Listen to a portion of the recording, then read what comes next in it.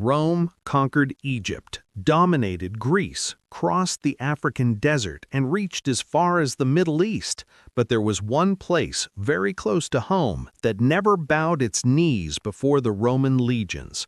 And we're not talking about some distant and mysterious kingdom. We're talking about forests, swamps, and tribes that forced the greatest empire of the ancient world to retreat, bleed, and never return. The story you were told in school was incomplete. Rome was not invincible. It had an Achilles heel, and very few people know where it truly was. What brought down the legions was not a superior army, nor a secret weapon. It was something far simpler and far more powerful than any sword. In the next few minutes, you'll discover the 5 factors that turned the most feared land in Rome's world into an unsolvable nightmare, and how that defeat helped shape the Europe we know today. Stay until the end, because the final point will completely change the way you see power. And if you enjoy this kind of content, go ahead and leave a like on the video and subscribe to the channel. That way you won't miss any of these stories. So settle in, because this story is about to begin. Rome was one of the greatest conquest machines the world has ever seen. At the height of its power, around 117 AD, the empire stretched across more than 5 million square kilometers, ruling about 70 million people across 3 continents. Egypt, Gaul, Hispania, Greece, Judea, entire civilizations bent under Roman power.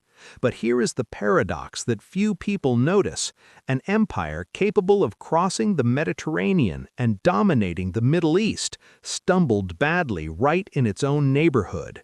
Germania, Caledonia, and the mountainous regions of Europe, territories practically at Rome's doorstep, were never fully conquered. Like a world champion losing to the neighborhood player. It sounds impossible, but it happened.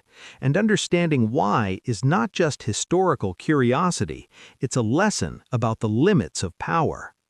5 factors explain what turned the greatest power of the ancient world into a giant with feet of clay, and the first one begins long before any battle. The forests of Germania were dense, dark, and nearly impenetrable.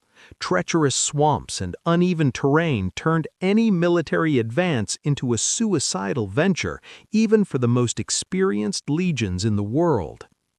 Rome fought with a completely different logic. It relied on organized formations, well-built roads, and open terrain. Remove those elements from the equation, and the most powerful army of antiquity becomes nothing more than a group of men lost in the wilderness, with no visibility and no real advantage. Geography didn't just make conquest difficult, it made it almost impossible. And if the landscape itself was already a brutal obstacle, what the people who lived there did with that advantage was even more devastating. The Germanic tribes did not fight like classical armies, and that was exactly what caught Rome off guard. While the legions advanced in disciplined formations, the Germanic warriors struck quickly, vanished into the forest, and attacked from another direction. No front line, no formal battle, no rules. Rome was unbeatable on an open battlefield. But against constant ambushes and lightning raids, all that military discipline became a dead weight. It was like trying to punch smoke. You never hit where you intend. The Germanic tribes knew every tree, every swamp, every path through that terrain. That local knowledge was a weapon as powerful as any sword, and in 9 AD, those 2 factors, geography and guerrilla warfare, combined to produce the greatest military disaster in Roman history. In 9 AD, Rome sent 3 entire legions into Germania. About 20,000 soldiers under the command of Varus. What seemed like a routine operation quickly turned into the worst military disaster Rome had ever faced, orchestrated by a man named Arminius. Arminius was Germanic, but he had served in the Roman army. He understood Roman tactics, their weaknesses, and the mindset of the legions. He used all of that knowledge to prepare the perfect trap in the Teutoburg Forest, and the Romans marched straight into it. The three legions were completely annihilated. Rome never again used the numbers 17, 18, and 19 to name legions, a sign of mourning that lasted for centuries. And the trauma of that defeat permanently changed how Rome viewed expansion into the lands east of the Rhine. After the disaster of Teutoburg, Rome made a decision that few empires would have had the courage to make: stop advancing. Instead of insisting on expansion, the entire strategy shifted from conquest to defense. This is when the limes Romanus emerged, fortified frontiers with walls, forts, and watchtowers. The most famous example is Hadrian's Wall, built in Britain to separate Roman territory from the tribes of the north, a physical line that essentially declared, "This is as far as we go and no farther." This decision reveals something powerful about Rome, the ability to recognize its own limits. But behind that choice was a cold and calculated reason that had everything to do with money. Rome did not conquer territories for glory alone, it conquered because it was profitable. Germania simply didn't pass that test. Dense forests, limited agriculture, few significant settlements, and very low taxation potential meant the military cost would far exceed any possible return. From Rome's perspective, it simply didn't make sense. And even if it had, the logistics made everything even more impractical. Without roads, large cities, or major ports, every advance depended on improvising supply lines in hostile terrain. It was like turning off the engine of a machine and expecting it to keep running. To make matters worse, the Germanic tribes had no capital city and no centralized government. Rome was extremely effective against organized states. Defeat the center and the entire system collapses. But here there was no center at all. Defeating one tribe meant very little because 10 others would still be fighting. It was like trying to put out a fire by pouring water in one spot while the flames spread everywhere else.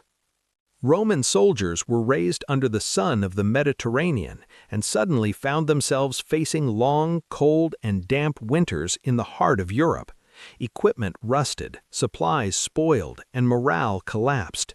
The climate became a silent but relentless enemy, and unlike any army, it never retreated and never negotiated.